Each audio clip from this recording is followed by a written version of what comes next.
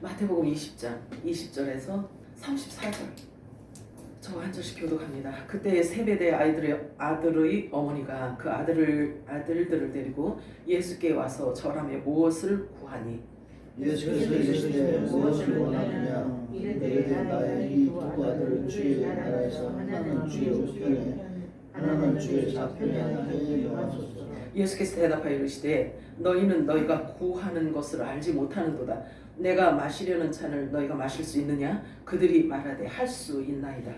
이르시되 너희가 과연 내 잔을 마시려나 내 좌우편에 앉는 것은 내가 주는 것이 아니라 내 아버지께서 누구를 위하여 예비하셨는지 그들이 얻을 것이니라. 열 제자가 듣고 그 두 형제에 대해 부은히 여기고는 예수께서 제자들을 불러다가 이르시되 이방인의 직분자들이 그들을 미리 주소하고 그 고관들이 그들에게 권세를 누리는 줄 너희가 알거니와. 너희 중에는 그렇지 않아야 하나니 너희 중에 누구든지 크고자 하는 자는 너희를 섬기는 자가 되고 너희 중에 누구든지 어뜸이 되고자 하는 자는 너희의 종이 되어야 하리라. 인자가 온 것은 섬김을 받으려 함이 아니라 도리어 섬기려 하고 자기 목숨을 많은 사람의 대속물로 주려 함이니라. 그들이 여기서 떠나갈 때 큰 소리가 예수를 따르더라. 맹인 두 사람이 길가에 앉았다가 예수께서 지나가신다 함을 듣고 소리질러 이르되 주여 우리를 불쌍히 여기소서 다윗의 자손이여 하니 우리가 우리저 잠잠하라 하되 더욱 소리질러 이르되 주여 우리를 불쌍히 여기소서 다윗의 자손이여 하니라. 예수께서 머물러 서서 그들을 불러 이르시되 너희에게 무엇을 하여 주기를 원하느냐? 이르되 주여 우리의 눈 뜨기를 원하나이다. 다 같이요. 예수께서 불쌍히 여기사 그들의 눈을 만지시니 곧 보게 되어 그들이 예수를 따르니라. 아멘. 아멘. 주여. 우리 마라나타 세 번 외칩니다. 마라나타, 마라나타, 마라나타. 아멘. 오늘 읽은 본문 말씀을 가지고 무엇을 원하느냐라는 제목으로 우리 함께 은혜를 나눠보도록 하겠습니다. 성령이 교회들에게 하시는 음성이 여러분들에게 들려지기를 축복합니다. 중세 독일 속담에요. 피는 물보다 진하다라는 말이 있습니다. 그냥 단순하게 혈연 관계를 표현하고자 하는 말인 줄 알았는데 사실은 그보다 훨씬 더 깊은 영적 의미가 담겨져 있다는 사실을 제가 알게 되었어요. 이 말이 처음 문서로 기록된 것이 12세기경으로 알려졌는데요. 신학자 요한 네스로부터 시작되었다고 합니다. 피는 물보다 진하다. 우리는 너무 쉽게 생각을 하고 있잖아요. 그지? 그냥. 자, 우리가 누구를 따른다는 것은 그 사람의 가치관이나 정체성까지도 받아들여야만 가능합니다. 그렇지 않으면 온전히 따를 수가 없기 때문에 그렇습니다. 왜냐하면 생각이 조금만 달라도 반드시 언젠가는 깨지게 되어 있기 마련입니다. 예수님이 말씀하시기를 누구든지 나를 따라오려거든 자기를 부인하고 자기 십자가를 지고 나를 쫓을 것이니라. 매우 단호하고 명확합니다. 왜냐하면 예수님을 따른다는 것은 자기 생각이 많고 머리가 복잡하면 따라갈 수가 없어요. 성령이 교회들에게 하시는 말씀을 들을 수가 없어요. 생각이 많으면. 그래서 예수님께서 매우 단호하게 하나님께서 명령하신 것은 자기를 부인하고 따라오라고 말씀을 하십니다. 오늘 우리가 읽은 본문을 가지고 함께 우리가 은혜 나누고자 하는 것은요. 예수님의 질문입니다. 예수님의 질문. 무엇 하여 주기를 원하느냐? 너희에게 지금 무엇 하여 주기를 원하느냐? 똑같은 질문이에요. 오늘 본문에서 읽은 무엇 하여 주기를 원하느냐? 이 똑같은 질문인데 전혀 다른 상황에서 하시는 질문이라는 것을 우리가 알 수 있습니다. 한 곳은 눈뜬 자들에게 하시는 질문이었고요. 한 곳은 맹인들에게 하시는 질문이었어요. 먼저 눈뜬 자들에게 하시는 질문입니다. 예수님께서 이제 곧 십자가에 돌아가시니 때가 임박해야 한 때였단 말이에요. 그때가 임박하였다는 것을 아시고 12 제자들에게 다음과 같이 말씀을 하십니다. 마태복음 20장 17절에서 19절 시작. 예수께서 예루살렘으로 올라가려 하시되 12 제자를 따로 데리시고 길에서 이르시되 보라 우리가 예루살렘으로 올라가노니 인자가 대제사장과 서기관들에게 넘겨지매 그들이 죽이게 되려고 이방인에게 넘겨주어 그를 동하며 채찍질하며 십자가에 못 박혀 죽으시나 제3일에 살아나니라. 이 말씀을 듣고요. 사도 요한의 어머니가 자신의 두 아들 둘 다 제자예요. 예수님의 제자예요. 근데 이 두 아들 요한과 야고보를 데리고 예수님 앞으로 나와서 드릴 말씀이 있습니다. 아주 진지하게요. 드릴 말씀이 있습니다 하고 뭔가를 구할 것이 있다고 말씀을 드렸어요. 왜냐하면 예수님이 돌아가시기 전이기 때문에 정말로 그 간절함이 절박함이었어요. 이 사도 요한의 어머니가. 그래서 그 절박함이 깃들여져 있는 질문일 수밖에 없어요. 마태복음 20장 21절 시작. 예수께서 무엇을 원하느냐 이르되 나는 두 아들을 주의 나라에서 하나는 주의 우편에 하나는 주의 좌편에 앉게 명하소서. 자, 욕심도 많으셔요. 그제? 자, 이 말은 굉장히 중요합니다. 사실 이 말씀은 이 말, 그러니까 사도 요한이 어머니가 지금 요구하는 거잖아요. 그지? 한 아들은 우편에, 한 아들은 좌편에 세워주세요. 이렇게 이야기를 하는 거예요. 근데 이게 중요한 거예요. 이건 뭘 의미하냐면요. 생명나무 완성을 의미하는 거예요. 뭔가는 희끄무리하게 알고는 있는 거야 지금. 희끄무리하게. 그래서 이 말은 생명나무 완성을 위한 하나님의 의를 이루는 거란 말이에요. 이 말씀이. 그래서 우편 보좌와 좌편 보좌가 채워져야만 생명나무가 완성되는 건 맞는 거예요. 그런데 이 두 아들은요 모두 우편 보좌에 앉아서 이스라엘 12지파를 심판할 자들이란 말이에요. 그런데 요한의 어머니는 아무것도 모르고 그냥 이렇게 얘기하는 거예요. 잘 뭔지도 모르면서. 그런데 사도 요한의 어머니는요 살로메라는 이름으로 알려졌어요. 성경에 기록되어 있어요. 그래서 이 여인은 예수님의 십자가 처형을 끝까지 지켜본 여자였고요. 부활하신 후에도 빈 무덤을 확인한 여성 중에 한 명으로 성경은 기록하고 있어요. 이 영성이 있을까 없을까? 있어. 자, 유난히 영성이 깊은 사람으로 유추해 볼 수가 있습니다. 예수님이 누구신지를 미리 알아보았다는 거예요. 자, 그래서 하는 질문이에요. 예수님이 어떤 분인지를 알고 어렴풋이 알았단 말이에요.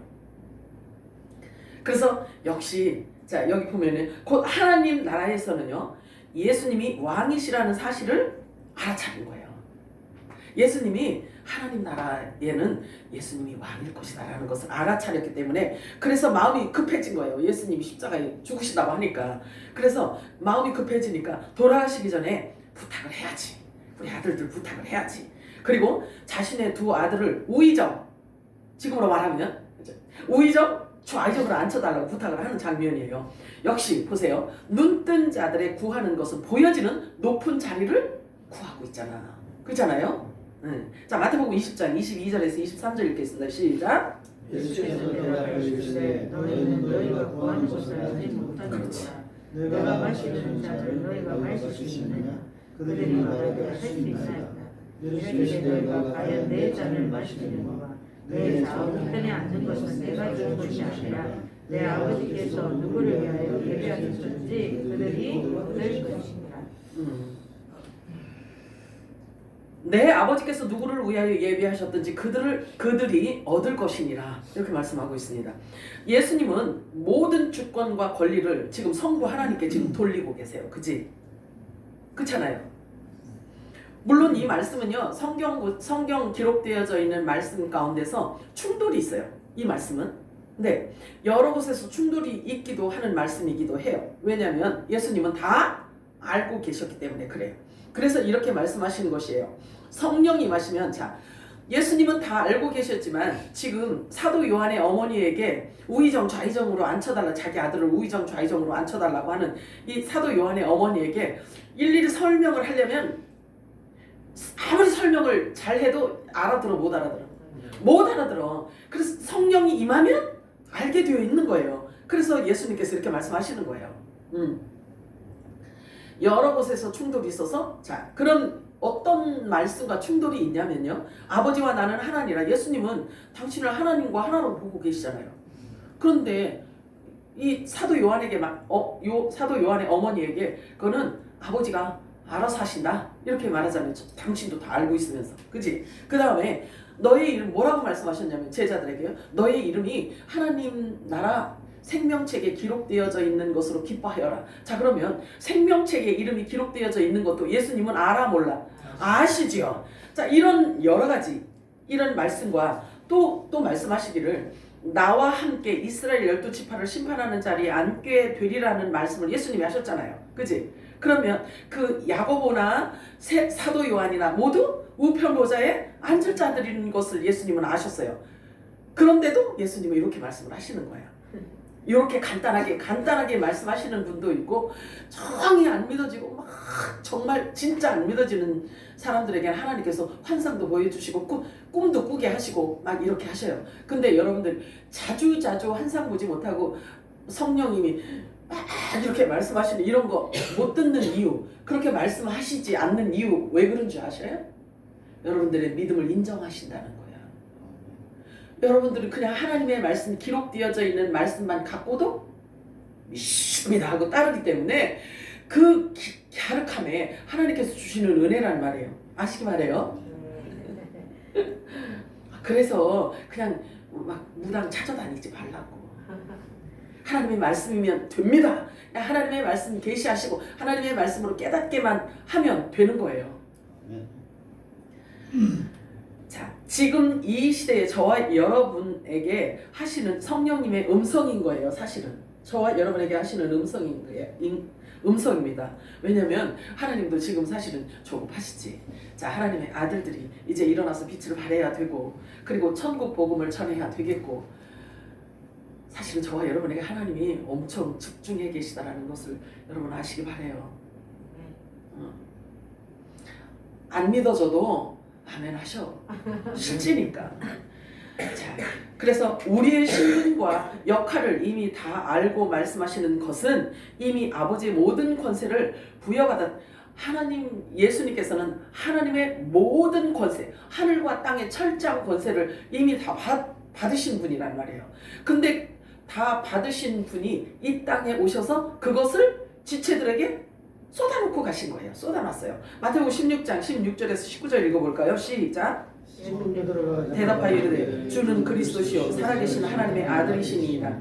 예수께서 대답하여 이르시되 바요나 시몬아 내가 복이 있도다. 네가 알게 하니는 혈육이 아니요 하늘에 계신 내 아버지시니라. 또 내가 내게 이르노니 너는 베드로라. 내가 반석 위에 내 교회를 세우리니 만부의 권세가 이기니 못하리라. 내가 천국 열쇠를 내게 주리니 내가 땅에서 무엇이든지 매면 하늘에서도 매일 것이요 내가 땅에서 무엇이든지 풀면 하늘에서도 풀리리라 하시고. 아멘. 보세요. 예수님은 천국 복음을 갖고 이 땅에 오셨어요. 새 언약의 말씀을 갖고 이 땅에 오셨어요. 이 땅에 오셨는데 예수님께서 막 무슨 얘기인가 막 비유로 이 얘기 저 얘기 비유로 해놓고 예수님을 홀라당 가버리셨어요. 이 땅에 예수님이 안 계신단 말이에요. 그런데 천국 열쇠를 준 자가 있다는 거예요. 그런데 천국 열쇠를 이렇게 베드로 사도에게만 이 천국 열쇠를 주셨다라고 한다면, 그러면 베드로가 지금 있어 없어? 없잖아요. 그러면 베드로도 천국 열쇠를 받은 베드로도 가버렸어. 그러면 나머지 그러니까 베드로도 가버리고 없어. 그러면 지금 나머지 우리들은 천국 갈 수 있는 길이 있어 없어? 말씀 문자적으로 본다면 천국 갈 수 있는 길이 없는 거예요. 이 열쇠가 있어야 천국을 갈 거 아니겠어요? 그치? 네. 이런 궁금증이 있으면서 하나님의 말씀을 읽어야 된다고. 그러면 나는 뭐야? 천국 열쇠를 베드로에게만 주고 베드로도 죽고 없어졌는데, 순교하고 없어졌는데 예수님도 가셨대. 내가 길이요 진리요 생명이라고 해놓고 가셨어. 천국 열쇠를 줘놓고는 베드로도 가버렸어. 그러면 나는 어쩌라고? 그러면 베드로 이후에 예수 믿는 사람들은 다 꽝인가? 아니잖아요. 그러면 이 천국 열쇠를 베드로가 자기가 혼자서 열고 풀다가 그냥 가버리고 천국 열쇠를 홀라당 다 가지고 가고, 그러면 이 땅에 천국 열쇠가 없다라고 한다면 하나님 하실 일이 없어. 우리 천국 갈 길이 없단 말이에요. 이렇게 우리 예배 생활 할 이유가 없어요. 그잖아. 아니 그러면 심각해요 안 심각해요? 심각하지. 이런 거를 심각하게 생각을 하고 하나님의 말씀을 읽어야지 돼. 그래야 성령께서 이걸 열어주시지. 그러면 천국 열쇠를 어디에 줬냐면 교회에도 줬대. 교회에. 말씀하시잖아요. 예수님 자신이 교회래. 내 교회를 세우리라 이렇게 말씀하시네. 그러면 교회면 여러분들이 생각하고 있는 이 예배당 건물이 교회예요? 아니잖아요. 그치? 그러면 여기에서 말씀을 하시기를 교회는 예수님이래. 근데 예수님 자신이 또 천국 열쇠를 베드로에게 주면서 베드로 위에다가 교회를 세운대. 베드로 위에다 교회를 세운대. 근데 베드로 혈과 육 그 인간 위에다가 교회를 세운다는 얘기요? 아니요? 아니잖아요. 그러면 어디에 교회를 세웠어? 어디에 교회를 세웠어? 그리스도라는 반석 위에 세운다는 거예요. 자, 그리스도는 뭐예요? 예수님께서 오셔서 이 땅에 풀어놓으신 그 말씀 위에다가 세운 교회야. 그러면 예수님께서 이 땅에 오셔서 풀어놓은 그 말씀을 받은 자들이 교회잖아. 그잖아요. 교회 아니요. 왜 이렇게 복잡하게 얘기하냐고 여러분들 그렇게 생각하시면 안 돼. 내가 이렇게 얘기하는 소리를 있잖아요. 여러분 혈과 육은 이 말이 불편하고 싫을지 몰라도 여러분 속사람은 여러분 안에 거듭난 여러분의 속사람은 이 말을 들으면 너무 좋아하는 거예요. 왜? 이 말이 여러분 속사람이 들어야 할 메시지이기 때문에 그래. 이게 양식이기 때문에 그런 거예요. 예수님 자신이 교회래. 그런데 또 베드로에게 천국 열쇠를 주었대. 주시면서 그 말씀하시기를 그리스도 위에 네가 고백을 했지? 주는 그리스도시요 살아계신 하나님이십니다. 이렇게 고백했지? 그 고백은 네가 한 게 아니야. 하늘의 아버지가 네 입을 사용했어. 이 이야기예요. 그럼 네 입을 사용해서 고백한 주는 그리스도시요 살아계신 하나님의 아들이십니다. 라는 그 고백 위에 그 말씀 위에 그리스도 위에 자 그러면 베드로는 반석이라고 얘기했잖아요. 그치? 그러면 반석은 뭘 의미해요? 반석은 뭘 의미하냐면 실제 살아있는 예수님에게서 떨어져 나온 조각을 얘기하는 거예요. 그 반석 위에 교회를 세우겠다라고 말씀을 하시는 거예요. 그래서 반석 위에 세워진 교회, 그 교회는 그냥 이 땅에 이런 교회를 얘기하는 게 아니라 예수님의 몸을 얘기하고 있는 거예요. 그럼 하나님하고 관련이 돼 있어요. 끊을 수가 없어요. 이들을 일컬어. 그래서 교회가요 두 부류가 있단 말이에요. 하늘에 속한 교회가 있고 이 땅에 속한 교회가 있는 거예요. 믿으시기 바래요. 성경은 그걸 그렇게 얘기해주고 있는데 우리가 몰랐을 뿐이야. 근데 이제 끝까지 모르고 지나가게 할 수가 없어. 왜냐면 주님의 몸된 교회하고 이제는 결혼식을 해야 할 때가 됐기 때문에 그래서 그 신부들에게 계속해서 이 기름을 부어줘야 혈과 육이 죽고 영이 살아서 예수님의 신부로 올라갈 수 있기 때문에 그런 거예요. 그래서 지금 우리들에게 붓는 이 기름 부으심은 이게 늦은 비 성령이라고 하는 거예요. 늦은 비 성령. 여러분들이 잘 아셔야 돼. 성령은 눈 감고 성령님 임하소서, 성령님 임하소서, 내게 기름 부어 주소서 이래 갖고 되는 게 아니야. 이래 갖고 되는 게 아니에요. 정확하게 정신 바짝 차려서 하나님의 말씀을 읽는 도중에 그 말씀 안에 하나님의 생각이 무슨 생각이 담겨져 있는지를 깨닫는 거예요. 요게 기름 부음을 깨닫는 거. 그럼 성령께서 그걸 깨닫게 하신단 말이에요. 우리는 몰라. 인간의 방법으로는 하나님의 비밀을 알 길이 없어요. 절대 알 길이 없어요. 자 보세요. 그래서 이 교회들, 그러니까 말하자면 교회야. 그러면 예수님에게서 본체에서 떨어져 나온 이 바위 베드로 위에 교회가 세워졌는데 이 교회들에게 주신 권세가 있단 말이에요. 어떤 권세를 줬는지 한번 봅니다. 요한복음 20장 23절 시작. 너희가 누구의 죄든지 사하면 사하여 줄 것이요 누구의 죄든지 그대로 두면 그대로 있으리라. 요게 누구에게 주신 말씀이에요? 요게 누구들에게 주신 말씀이에요? 우리들에게. 근데 이 말씀이 육신이 되셔야 돼요. 교회들에게 주셨단 말이었지, 그지? 교회들에게 주셨어요. 그런데 아들에게 이 모든 권세를 주셨기 때문에 지체들에게도 또한 주어지는 권세란 말이에요. 예수님에게 주신 권세인데 예수님에게서 떨어져 있는 이 바위 있잖아요. 베드로, 그지? 그 예수님의 지체들에게도 동일하게 이 권세를 주셨다라는 거예요. 아, 주의 아버지. 그러니까 보세요. 하나님의 말씀을, 하나님 말씀 기록되어져 있는 말씀 그대로 성령이 계시하시는 대로 우리가 믿다 보니까 이렇게 알 수 없는 곳으로 우리가 지금 빠지고 있단 말이에요. 말씀 안으로 지금 우리가 지금 깊이 들어가고 있단 말이에요. 이 말이 사실은 내게 하는 말이라고 들을 수 있는 사람이 흔하지 않아요.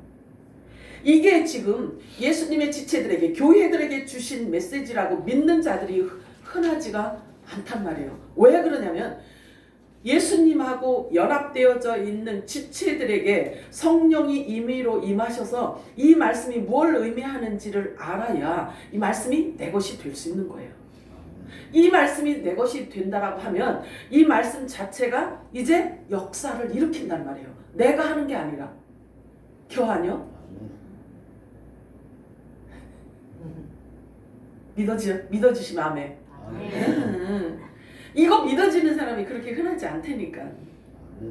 이렇게 기록되어져 있어서 이게 지금 이렇게 지금 이게 언제부터 지금 주어진 거예요? 이 말씀이 이렇게 주어졌어도 이 말씀이 여기 기록되어져 있는 이 말씀이 내 것으로 육신이 될 수 있도록 내 것이 되어진다라는 그 믿음 가진 자는 흔하지 않은 거예요.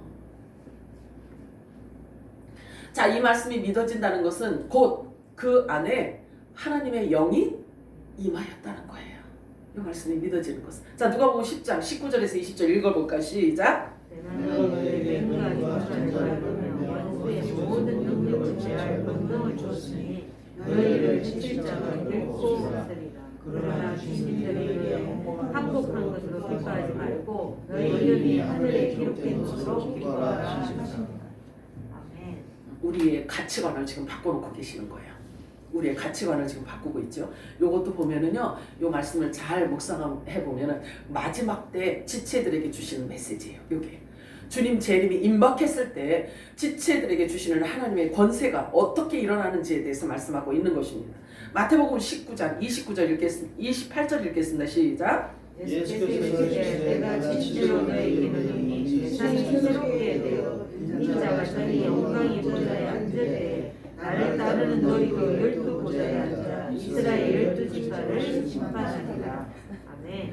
이 말씀 믿어지시나요? 아멘. 이게 왕권이란 말이에요. 왕권. 왕의 권세를 지금 우리들에게 주셨다고 지금 이미 주셨다고 말씀을 하십니다. 예수님은 이미 2000년 전에 이 지구 땅에 다녀가셨습니다. 그렇다면 이 말씀이 온 열방에 전해져야 하고 또 성취되어져야만 예수님께서 재림을 하실 수 있는데 이 말씀이 이루어지려면 분명히 누군가가 필요하지 않을까요? 사람이 필요할 거 아니겠어요? 그지? 누군가가 필요하단 말이에요. 자, 분명히 하나님의 말씀은 누구를 필요로 하냐면 사람을 필요로 하고 있어요. 사람을 필요로 하고 있단 말이에요. 왜냐하면 하나님이 들어가실 그릇이 필요한 거예요. 그래서 사람을 그릇이라고 하는 거예요. 근데 하나님이 어떻게 들어오셔? 말씀으로, 성령으로, 진리로, 빛으로 들어오신단 말이에요. 그래서 사람이 필요하기 때문에 사람을 통해서 하나님의 말씀이 성취되어지는 거예요. 그래서 이 마지막 때 기록되어져 있는 하나님의 말씀이 성취되려면 하나님의 사람이 필요하다는 거지. 아멘. 저와 여러분이 그렇게 하나님께 드려지는 사람이 되기를 축복합니다. 아멘. 자, 말씀이 그대로 있으면 그냥 말씀일 뿐이잖아요. 그런데 예수님께서도 말씀하십니다. 너희를 사람을 낚는 어부가 되게 하리라 주님이 말씀하셔요. 그러면 사람을 낚으려면 이렇게 던지는 사람도 있어야 되고 그물도 있어야 되고 그 그물 안에 사람을 낚는 어부라고 했으니까, 그지? 그러면 그물 안에 걸리는 사람도 있을 거 아니야, 그지? 던지는 사람도 있고 또 거기에 걸리는 사람도 있고 그럴 거 아니겠어요?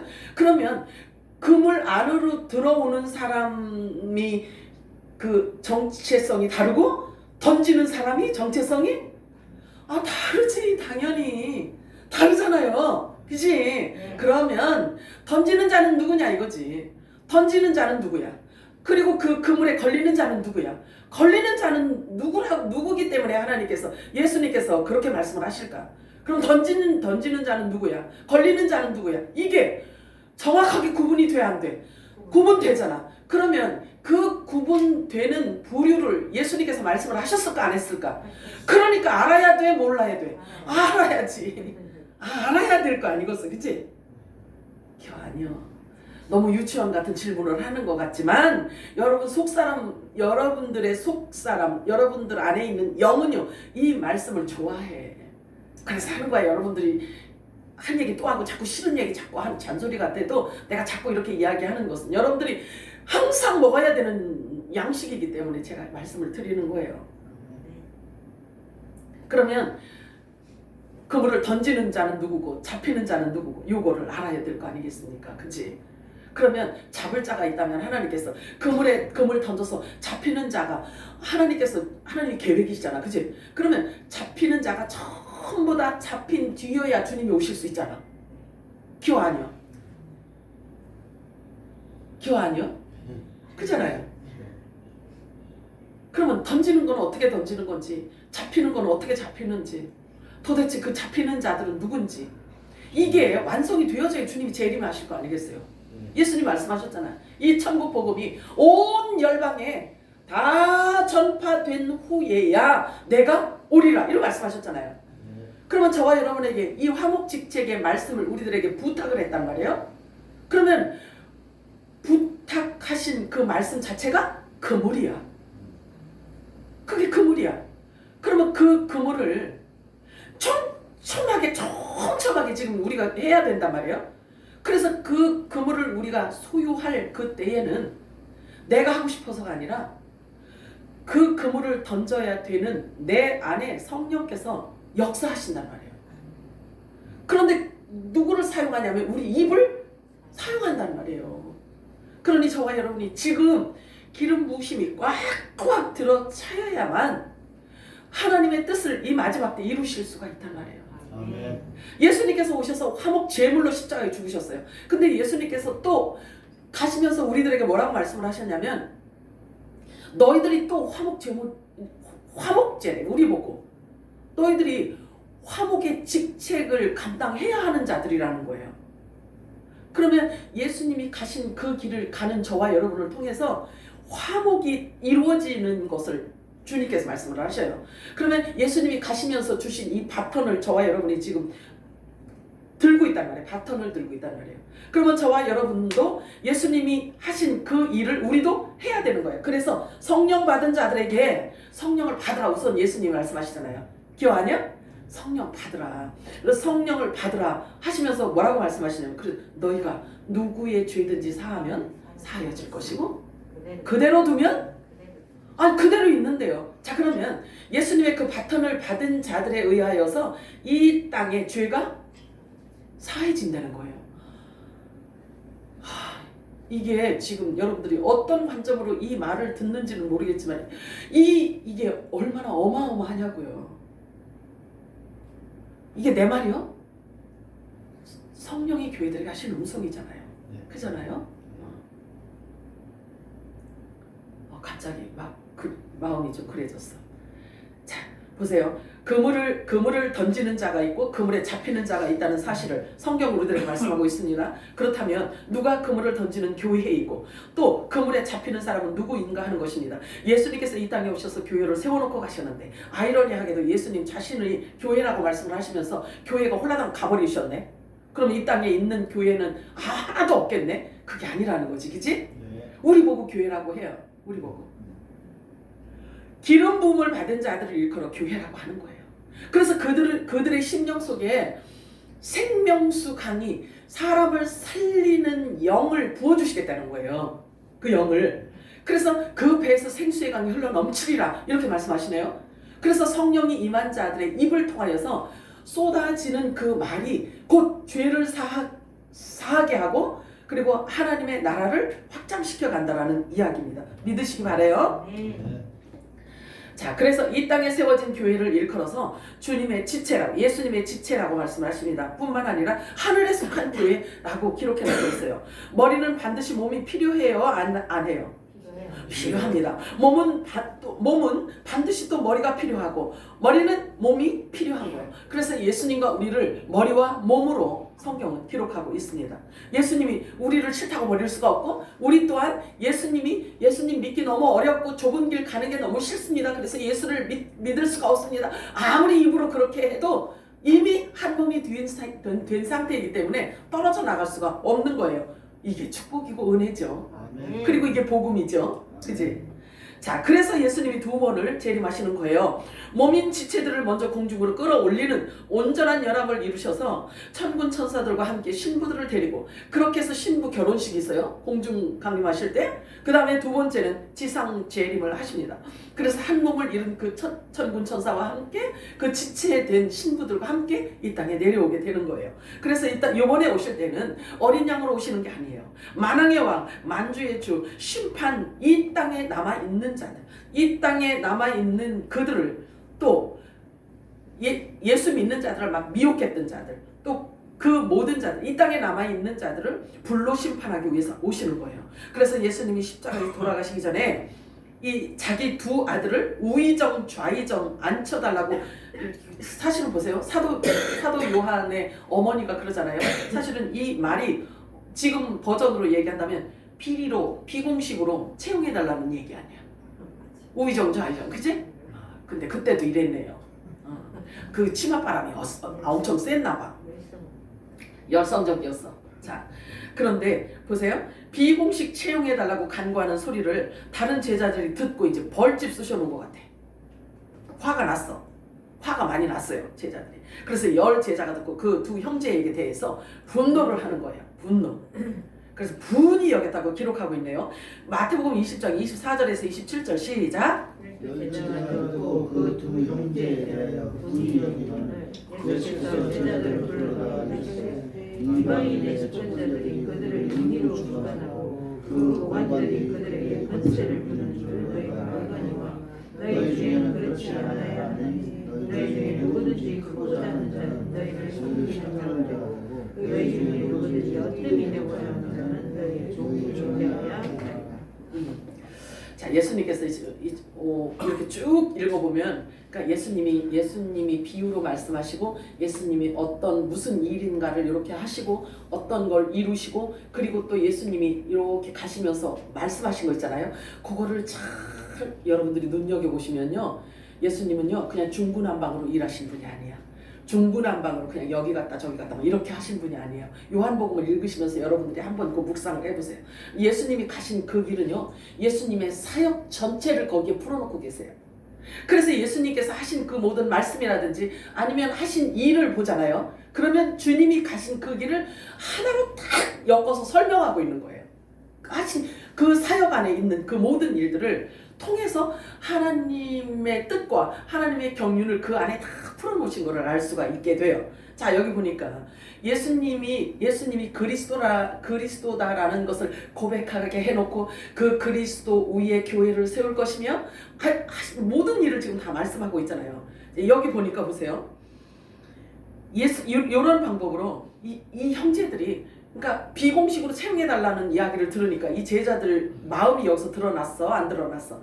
드러났어. 막 분이 여기고 있잖아. 막 이렇게 개미지 건드린 것 같잖아. 벌집 막 건드린 것 같잖아. 뭐야?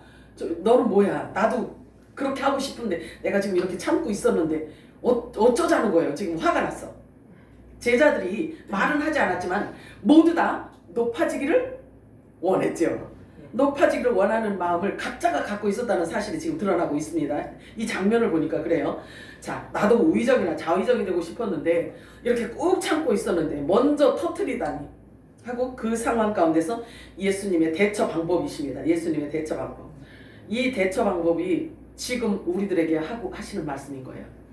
저와 여러분이 육의 생각으로 이렇게 체질화되어 있어서 교만하고 자아가 강하고 자기 애가 강한 자들에게 예수님께서 지금 말씀을 교훈을 하십니다. 높아지고자 하느냐? 그러면 낮아지래요. 네가 높임 받고 싶으냐? 그러면 낮은 곳에 서로 섬김을 하라고 지금 말씀을 하고 있습니다. 그러면서 교훈하시기를, 여기서 말씀하시는 이 이방인의 집권자들은 당시 종교 지도자들을 지금 일컬고 있습니다. 그들은 임의로 주관하고 있지만 너희들은 그러면 안 된다라고 지금 가르쳐주고 있어요. 너희는 실제로 말이야, 쟤네들은 지금 임의로 주관하고 있는 자들이야. 임의로 주관하고 있는데도 저들은 저렇게 교만하자니?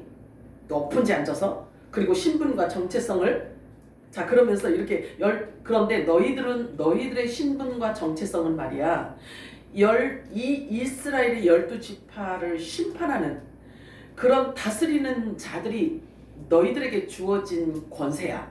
그렇기 때문에 임의로 하는 저들이 자기들이 직분 가지고 교만을 떨고 있지만 임의로 하는 자들이 그잖아요. 그들은 그냥 놔버려야 되는 거예요. 임의로 하는 거잖아요.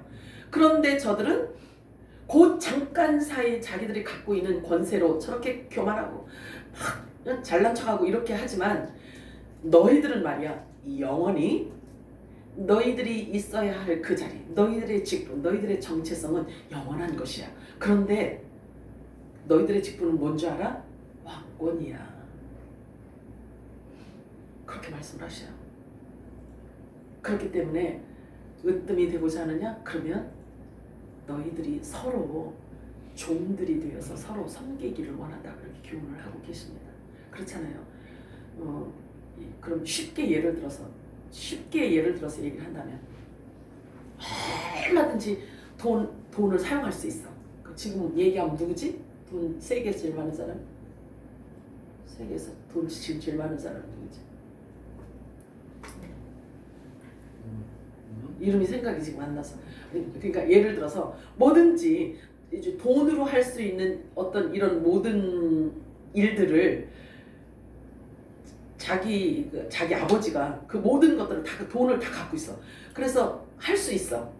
그러면 돈 몇 푼 갖고 있는 사람들이 좀 시시하게 보일 거 아니겠어요. 나는 나라도 살 수 있을 만큼 돈을 아버지가 그렇게 갖고 있다면 그잖아요. 그런데 예를 들어서 돈 한두 푼 가지고 그걸 막 내가 막 소유하고 싶어가지고 막 앙탈을 부리고 막 이렇게 할 이유가 없지 않겠어요?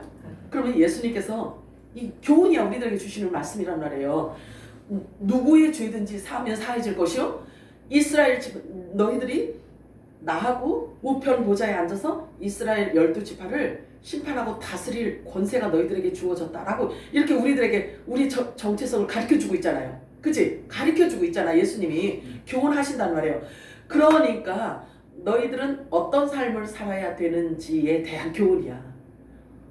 높아지려고 하지 마라. 너희들에게는 왕권이 주어졌다. 그러니까 서로 섬기고 서로 사랑하고 낮은데 마음을 두라는 거예요. 저와 여러분에게 지금 요구하시는 하나님의 뜻입니다. 아멘. 그러면 하늘과 땅에 철장 권세를 받은 저와 여러분에게 겸손하여라. 낮은데 마음을 두어라. 남을 나보다 낮게 여겨라. 서로 섬겨라. 그러니까 남을 더 존중하고 사랑하고 섬기는 데 있어서 서로 먼저 해라. 이렇게 교훈을 하는데 불만인 사람 말해봐. 불만이 있을 수가 없잖아요. 교 아니요. 왕권을 가진 자들이 저기 이렇게 말하자면 종들이 싸우는 걸 가지고 거기에 가치관을 두고 그것 가지고 지지고 볶고 우리 그런 말들이 있잖아요. 비랭이끼리 자루 찢는 것을 보면서 자기도 가서 그 비랭이 자루를 자기도 찢겠다고 가서 이렇게 찢을 이유는 없잖아요. 하나님께서 우리 정체성을 가르쳐 주시고 그렇기 때문에 너희는 이렇게 살아야 돼. 이렇게 말씀하고 있잖아요. 이 말씀 받을 거야 안 받을 거야? 안 받아도 할 수 없어. 자 여기 보세요. 그러면서 예수님께서 말씀하셔요. 마태복음 20장 28절 시작. 인자가 온 것은 숨기를 받으려 함이 아니라 도리어 숨기려 하고 자기 목숨을 많은 사람의 대속물로 주려 함이라. 자 이제 여러분 안에 여러분 속에요. 원한 맺은 자가 없어야 돼. 거리끼는 사람이 이젠 없어야 돼. 한 사람도 이젠 없어야 돼요. 거리낌이 하나도 없어야 돼요. 어떠한 것도 여러분 심령 속에 쓴뿌리로 남아있는 게 있으면 안 돼요. 아셔야 돼요. 응. 왜냐면 이렇게 엄청난 하나님의 메시지를 지금 우리들에게 입혀주고 있잖아요. 이 왕권의 옷을 지금 입혀주고 그리스도의 옷을 입혀주고 있잖아요. 전신갑주를 입혀주고 빛의 갑옷을 입혀주고 있잖아요. 지금 그잖아요. 그러면 이 옷을 입은 자답게 생각도 해야지. 그죠? 교 아니요. 아이고 주여 죄송합니다. 자, 보세요. 사도 요한의 어머니 덕분에 이렇게 여러 가지 비유로 예수님의 가르침을 지금 배우게 됩니다.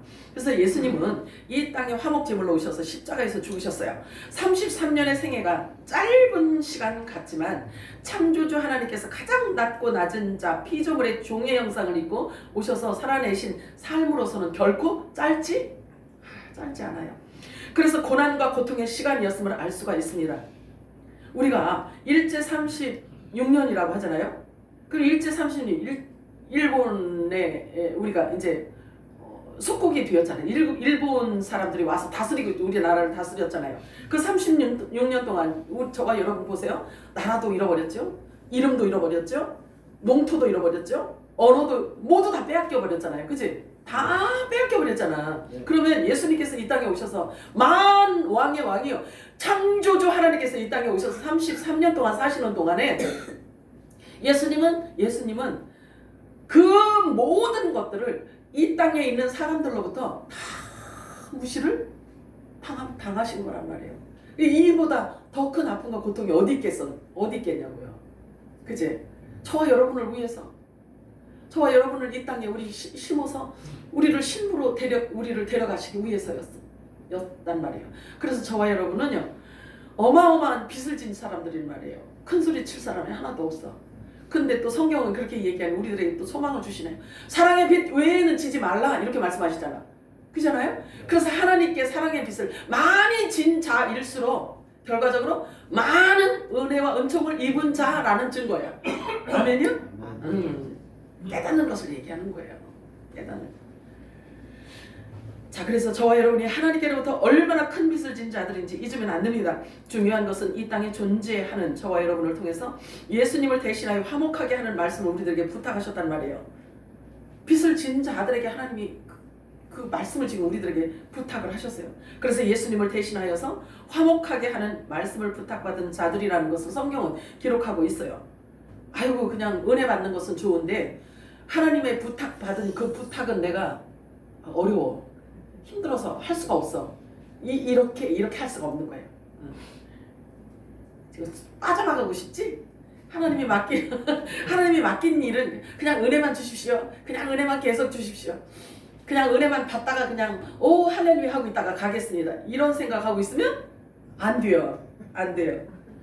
자, 예수님은 여러 가지 비유로 제자들을 가르치시고 또 교만하지 않도록 철저히 겸손함으로 섬김의 자세를 갖도록 가르치셨어요. 우리들에게. 그래서 고관들의 교만과 그 권세자들처럼 높아지려고 하지 말고 으뜸이 되고 싶으면 오히려 서로에게 종이 되어서 섬기는 자가 되라고 가르치고 계십니다. 그리고 십자가에 죽으시고 3일 만에 부활하신 것을 이제 말씀하시면서 무리들과 함께 예수님께서 말씀하셔요. 예수님께서 그렇게 모든 것을 가르쳐주고 겸손해라 이렇게 말씀을 하시면서 또 예수님께서 무리들과 함께 어디를 가냐면요, 들어보세요. 재밌어요. 자, 향기라는 뜻을 갖고 있어요. 향기. 여리고라는 뜻이 향기라는 뜻을 갖고 있어요. 그리고 또 어떤 의미를 갖고 있냐면 달의 도시라는 의미를 갖고 있어요. 달의 도시. 자, 달의 도시 향기라는 일컫는 여리고 근처에 예수님께서 이제 무리들과 함께 이르렀어요. 모든 것을 이제 다 가르쳐 주시고 이제 이렇게 말씀하신 뒤에 여리고 근처에 이르렀을 때 길가에 앉아서 구걸하던 맹인 곁을 지나게 되었어요. 예수님이. 그런데 이제 웅성웅성하니까 그 장님 맹인이 그럴까요? 무슨 소리야? 누가 지나가는 거지? 그렇게 물어봤어요. 이 맹인이. 그러니까 곁에 있는 사람들, 이 맹인이 우리가 지금 찬양하고 하는 그 바디메오야. 바디메오예요. 근데 막 그러니까 이 예수님이 지나가신다는 소리를 옆 사람이 누군가 이야기를 해줬어. 지금 예수님이 그러니까 이 바디메오가 소리를 지르면서 다윗의 자손 예수야, 다윗의 자손 예수야 막 불러세요. 그러니까 거기 같이 따라가던 제자들이 시끄러워, 조용히 해, 입 다물고 있어. 그래거나 말거나 막 다윗의 자손 예수여 막 이랬어요. 그러니까 예수님이 말씀을 하십니다. 쟤를 데리고 와라. 그래서 그 바디메오를 데리고 예수님께로 데리고 왔어요. 예수님께로. 그랬더니 예수님이 질문하십니다. 너에게 내가 무엇하여 주기를 원하느냐? 이렇게 질문해요. 뭐라고 했을 것 같아요? 이게 있잖아요. 예수님이 어떤 분인지를 안다 해도요. 구원받을 DNA가 없는 자라고 한다면요. 아마 한 1년 먹을 집 돈만 주세요. 이랬을 거예요. 그러면 내가 여기 나오지 않아도 되니까. 예수님은 사랑의 하나님이라고, 사랑의 예수님이라고 하니까 예수님한테 내가 여기 이렇게 나오는 것도 귀찮고 그러니까 이제 한 1년 먹을 돈 좀 달라고 해야 되겠지. 달라고 할 사람도 있을 수 있어요. 그런데 바디메오는요? 바디메오는요 돈 달라고 하지 않았어요. 돈 달라고 하지 않았어요. 영원한 구원에 이르는, 하나님의 영원한 구원에 이르는 영생의 축복을 받는 말을 합니다. 자, 마태복음 20장 30절에서 34절 읽어볼까요? 시작! 네, 사람이 길가에 앉았다가 예수께서 지나가시나 듣고 소리 지르되 주여 우리를 불쌍히 여기소서 다윗의 자손이 아니 우리가 부지저 잠잠하라되 더욱 소리 질러 이르되 주여 우리를 불쌍히 여기소서 다윗의 자손이야 하느니라. 예수께서 물러서서 그들을 불러 이르시되 너희에게 무엇을 하여 주기를 원하느냐. 이르되 주여 우리 눈뜨기를 원하나이다. 예수께서 불쌍히 여기사 그들의 눈을 만지시니 곧 보게 되어 그들이 예수를 따르니라. 아멘. 보세요. 맹인으로 예수를 본 적이 없던 자들이에요. 예수를 본 적이 없어요. 그런데 그분이 메시아라는 것을 분명하게 마음속으로 믿고 있었다는 이야기예요. 보지 않고 믿는 자가 복되도다 하신 말씀이 지금 성취되어지는 장면입니다. 자, 그런데요, 이 장면을 누가는 뭐라고 설명을 했는지요? 누가복음 18장 42절에 43절 읽어볼까요? 시작! 예수께서 이르시되 보라 내 믿음이 너를 구원하였느니라 하시매 곧 보게 되어 하나님께 영광을 돌리며 예수를 따르니 백성이 다 이를 보고 하나님을 찬양하니라. 보기를 원하나이다. 눈 뜨기를 원하나이다. 보기를 원하나이다. 라고 이렇게 요구한, 이렇게 구한 말을 예수님은요, 믿음으로 간주를 하셨어요. 그 중심을 아시는 우리 예수님께서 이게 영생을 얻을 만한 믿음을 하나님께서 발견을 하신 거죠. 자, 그렇다라고 한다면요, 주의 이 말씀을 보세요. 주의 성령이 내게 임하셨으니 이는 가난한 자에게 복음을 전하게 하시려고 내게 기름을 부으시고 나를 보내서 포로된 자에게 자유를, 눈먼 자에게 다시 보게 함을 전파하며 눌린 자를 자유롭게 하고 주의 은혜의 해를 전파하게 하심이라 하였더라. 자, 성령 세례를 준, 성령이 약속되어진 자들에게 주시는 권세예요. 성령 받은 자들에게 이것을 주신 거예요. 이렇게 할 수 있도록 하시는 거예요. 그거는 혈과 육으로 하는 게 아니란 말이에요. 하나님의 말씀을 선포하고 하나님의 뜻이 이루어지고 말씀이 성취되어지는 일들은 혈과 육이 하는 일이 아니기 때문에 성령이 임한 자를 하나님께서 손과 발을 사용하고 눈과 귀와 입을 사용을 하시기 때문에 되어지는 일이란 말이에요. 그래서 성령을 약속한 자들에게 주어지는 모든 권세는 성경에 다 기록되어 있어요. 그래서 성령이 임한 자들에게 주어지는 그 권세가 이제 하나님께서 많은 열매로 하나님이 받으실 줄로 믿습니다. 저와 여러분이 하나님께 드려지는 성령의 손과 발이 되시기를 축복합니다. 오늘 제목처럼 너희가 무엇을 원하느냐, 내가 너희에게 무엇하여 주기를 원하느냐라는 이 질문에 대해서 우리가 알아보고 있는데요. 우리의 모델은 누구야? 우리의 모델은 예수님이에요. 그래서 예수님으로부터 시작이 되어져야 되는 거예요. 그러면 예수님이 지금 우리가 주님 오실 때가 가까워서 주님을 지금 우리가 마지막 때라는 것을 지금 알고 있어요. 믿지 않는 자들도 말세지말이라고 이렇게 이야기를 하고 있잖아요. 하물며 진리의 말씀을 갖고 있는 저와 여러분은 더더욱 어느 때인지 어느 경점인지를 알 수 있어 없어? 당연하죠. 이 시대를 우리가 모른다면 이거는 말이 안 돼. 이거는 말이 안 되는 거예요. 그렇다면 예수님께서 공생애를 거의 마치시기 전에 아버지 하나님께 무엇을 요구하셨는지 이게 우리들에게 또 모델이 된단 말이에요. 그렇기 때문에 예수님이 우리들의 모델이라서 우리의 머리 되시는 그분이 가신 그 길을 따라가는 이 지체 또한 예수님이 모델이기 때문에 우리가 따라가면서 예수님이 하신 그 길을 우리 지금 가고 있는 거예요. 그러면 예수님이 우리들의 모델이라면 무엇을 구했는지를 보고 알아야 되는 게 중요한 문제라는 거지. 그러므로 예수님은 공생에 그렇기 때문에 그 모든 것을 어디에 놓으셨냐면 어디에 기록해 놨냐면요. 예수님께서 십자가에 죽으실 것을 아시고 겟세마네 동산에서 기도하시는 장면이 요한복음 17장에 자세히 기록되고 있잖아요. 그래서 그 중보기도는 영원토록 유효하단 말이에요. 그 말씀이 영원토록 유효하기 때문에 지금도 그 중보기도로 말미암아 하늘에 속한 교회가 견고히 세워져 가고 있다는 사실이에요. 믿으셔요? 네. 지금도 보면 그렇잖아요. 저와 여러분이 긴가민가한데 하나님의 말씀을 통해서 우리들을 세워가고 있잖아요. 확증하고 있잖아요. 맞구나. 이렇게 할 수 있도록 하나님의 말씀이 우리를 증명해주고 있잖아요. 우리에게. 자, 예수님의 마지막 유언과 같은 기도를 통해서 우리가 이 마지막 때에 아버지께 구해야 할 것이 무엇인지를 알아보는 게 매우 중요합니다. 요한복음 17장 3절에서 6절 읽겠습니다. 시작. 영생은 곧 유일하신 참 하나님과 그가 보내신 자 예수 그리스도를 아는 것입니다. 아버지께서 내게 하라고 주신 일을 내가 이루어 아버지를 이 세상에서 영화롭게 하였사오니 아버지여 창세전에 내가 아버지와 함께 가졌던 영화로서 지금도 아버지와 함께 나를 영화롭게 하옵소서. 세상에서 내게 주신 하나님 내가 아버지의 힘을 나타내었나이다. 그들은 아버지의 것이었는데 내게 주셨으며 그들은 아버지의 말씀을 지켰나이다. 이 말씀이 얼마나 중요하냐면 요거는요.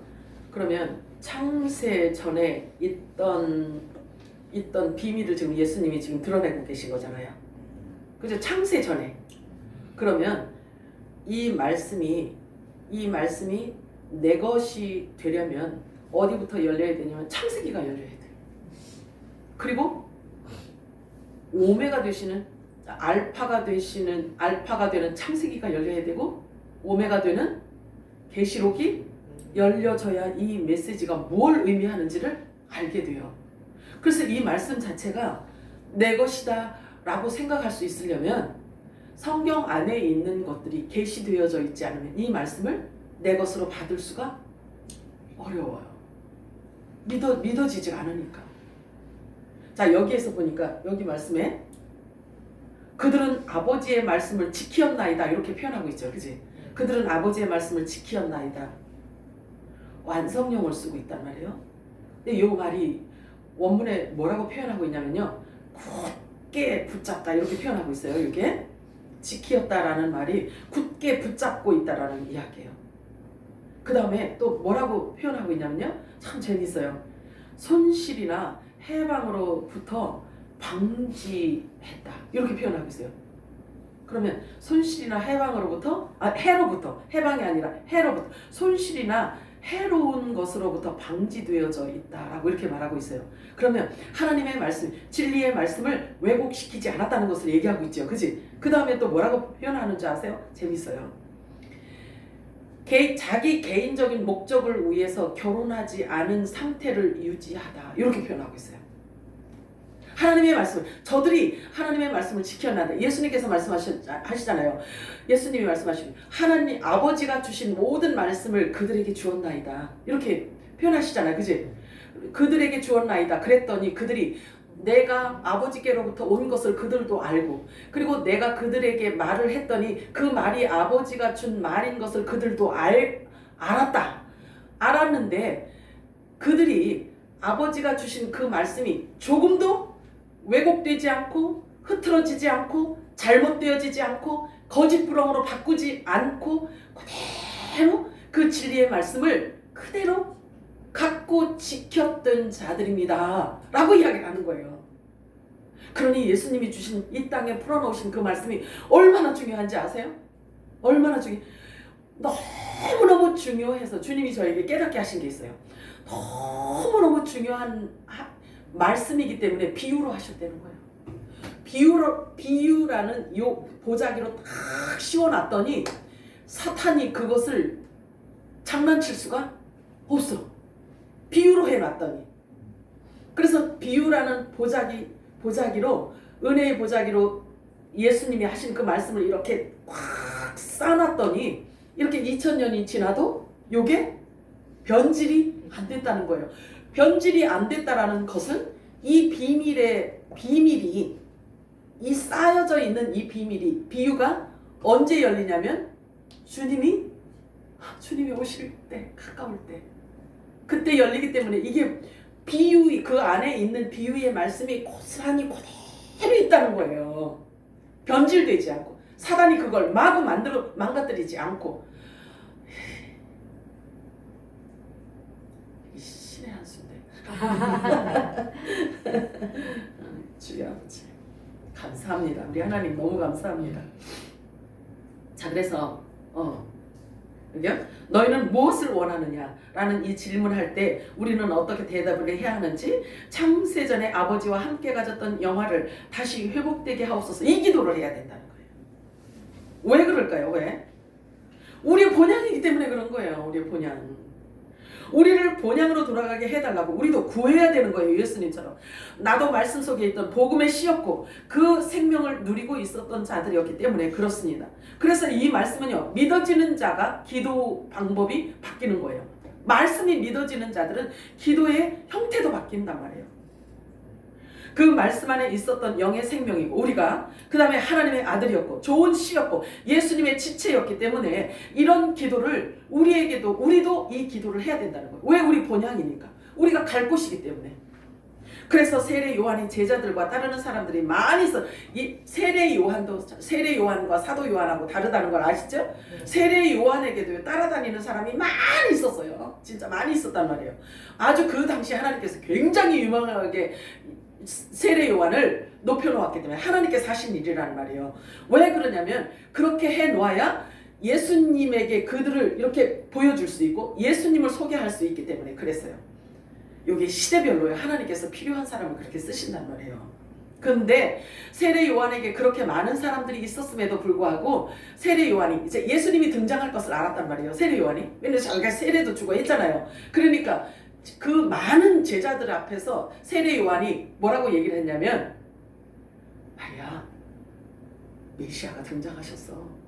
메시아가 등장하셨다라고 세례 요한이 그 많은 제자와 많은 무리들에게 이야기를 했습니다. 예수님에 대해서 소개를 했어요. 소개를.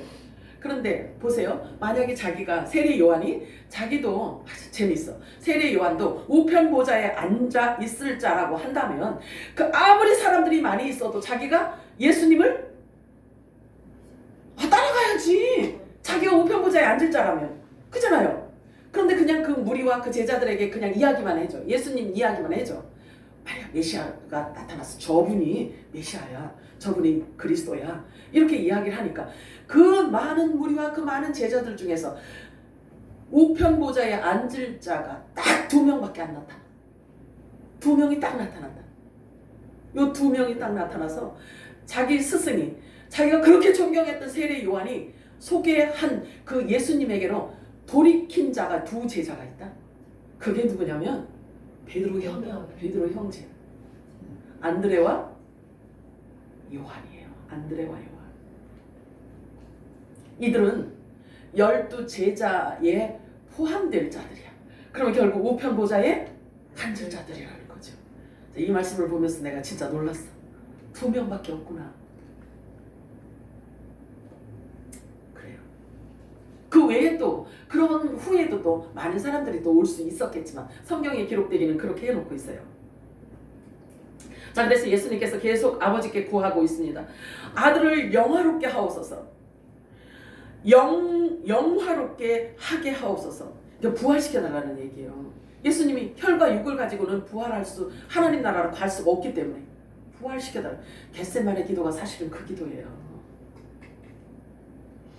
그래서 이 영화롭게 하옵소서. 이 영화란 하나님의 의를 성취하옵소서. 하나님의 의를 성취하옵소서 하는 기도입니다. 그래야만 아들과 예수님과 창세전의 영화를 회복할 수 있기 때문에 그런 거예요.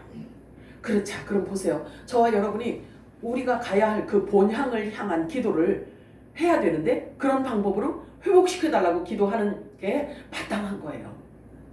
그게 여러분들이 믿어주세요? 그럼 됐어. 자, 그것이 곧 아버지의 마음인 겁니다. 아버지의 마음은 우리를 이 땅에 고와 같이 버려두는 게 아니고요. 다시 데려가기를 원하시는 것입니다. 혈과 육으로는 부활할 수 없기 때문에 부활의 영이 우리들에게 입혀져야만 하는데 데려가시려면 육이 죽어야 한단 말이에요. 그래서 그 일이 성취되기 위해서는 반드시 육이 죽고 영이 살아야 하는데 내 안에 생명의 부활이 살아나야지만 되는 거예요. 생명의 부활이. 근데 나 스스로 될 수 있는 게 아니라는 거지. 그러기 위해서는 내 육신이, 자, 우리가 부활의 몸을 입으려면, 우리가 구원을 받으려면 우리 육신이 다 벗겨져야 됩니다.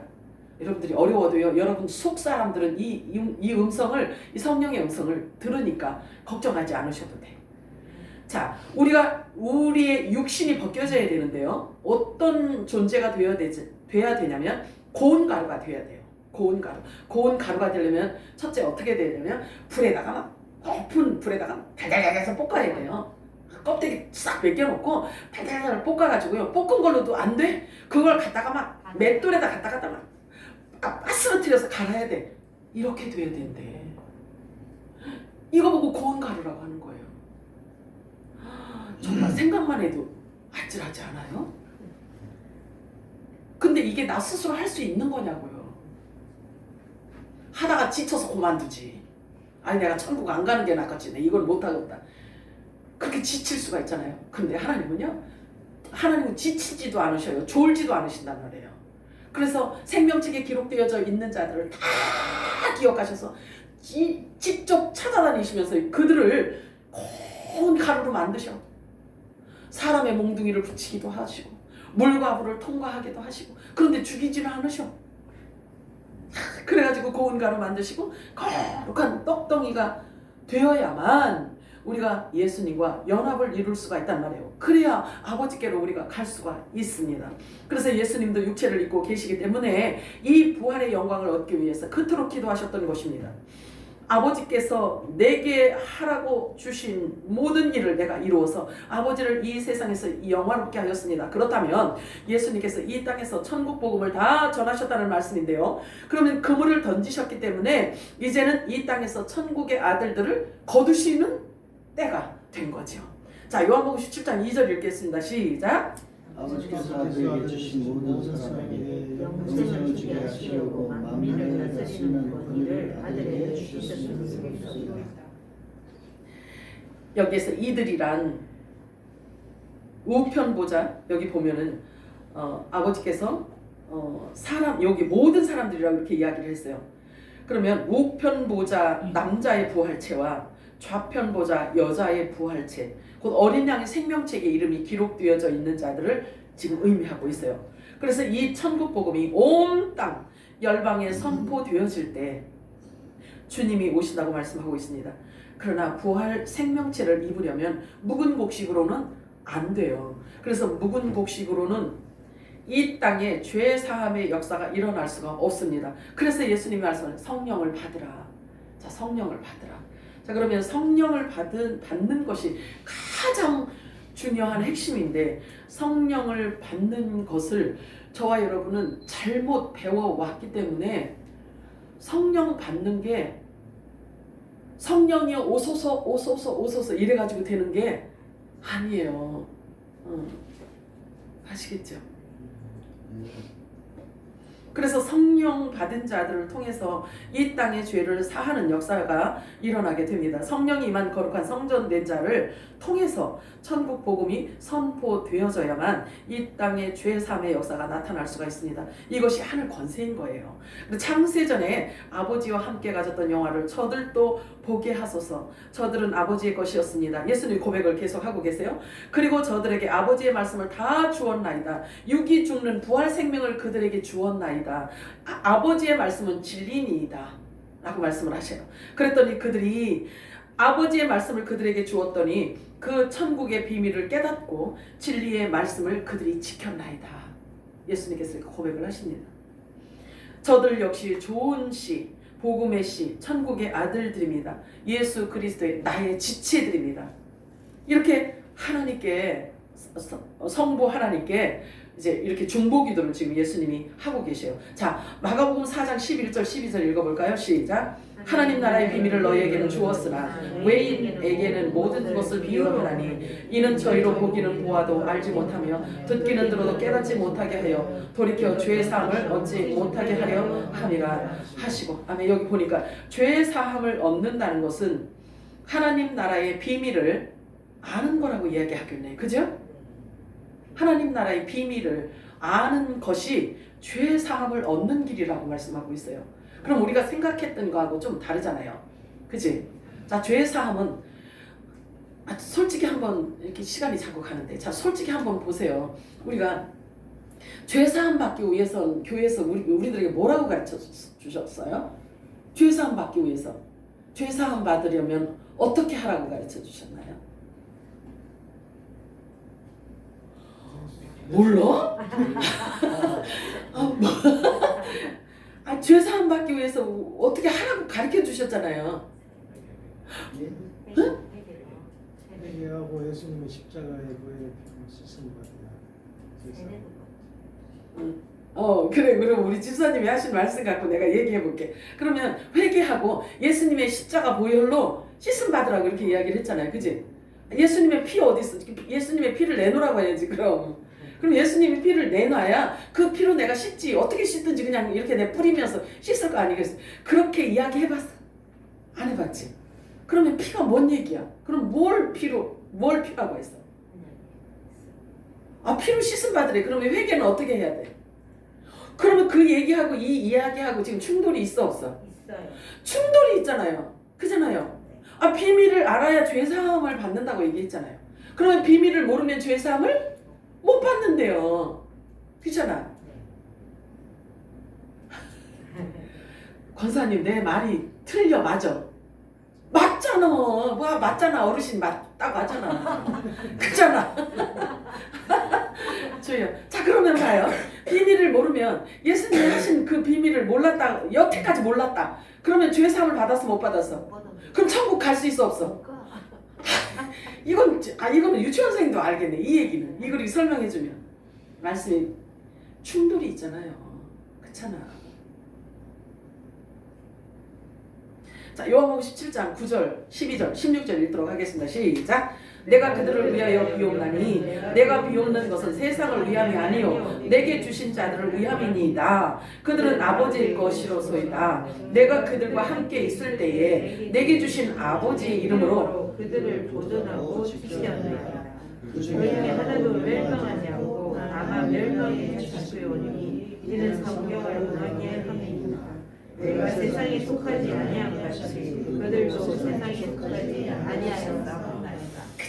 자, 세상에 속하지 아니하였기 때문에 이제 죄 사함이 되어졌다는 거예요. 죄 사함이 주어졌다는 거죠.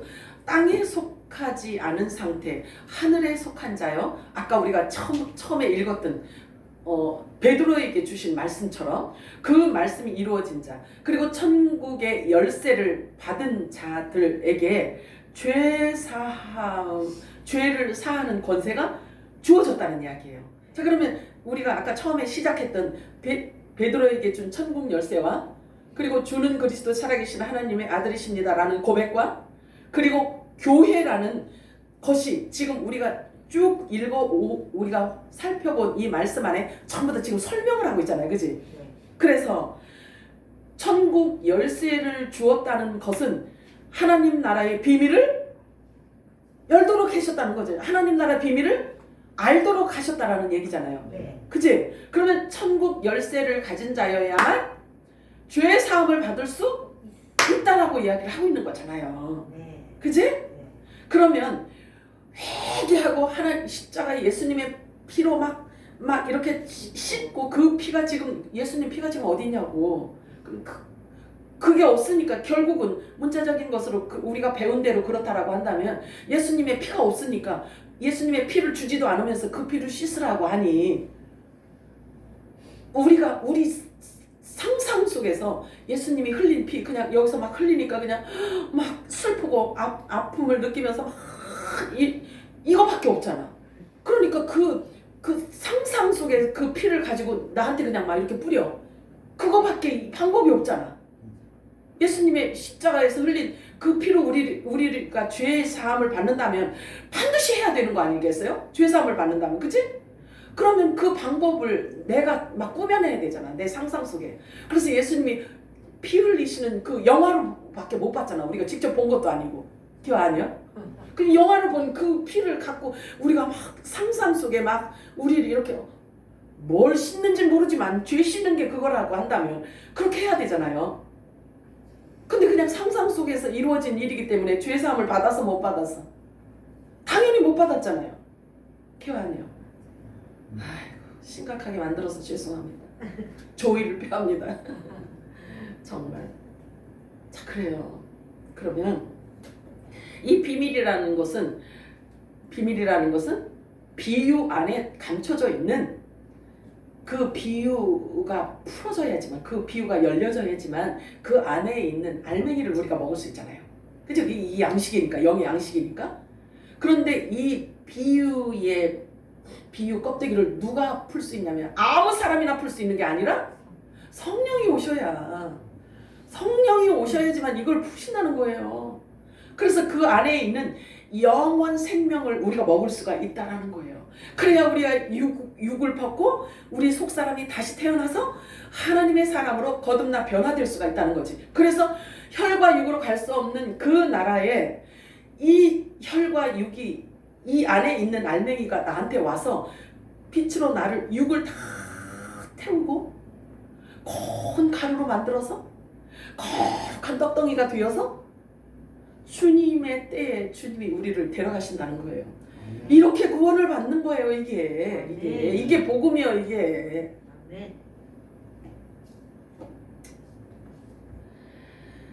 자, 그래서 성령께서 오셔야만 하늘의 소리를 알아들을 수 있고 땅의 소리를 분별할 수가 있는 거예요. 성령께서 오셔야만. 자, 그래서 이 비밀을 아는 것이 허락된 자가 바로 아들의 권세를 받은 자들인 것입니다. 너희가 무엇을 원하느냐? 지금 내게 무엇하여 주기를 원하느냐? 라고 아버지가 물으시면 저와 여러분은 분명하고 확신 있게 대답할 수 있어야 됩니다. 다음 우리 거기 제가 프린트 해드린 거 있죠? 이것을 우리가 함께 큰 소리로 합독하시고 마치도록 합니다. 시작! 아버지께서 내게 하라고 주신 일을 내가 이루어 아버지를 이 세상에서 영화롭게 하였사오니 아버지여, 창세전에 내가 아버지와 함께 가졌던 영화로서 지금도 아버지와 함께 나를 영화롭게 하옵소서. 사랑하는 주님, 고맙고 감사합니다. 성령께서 교회들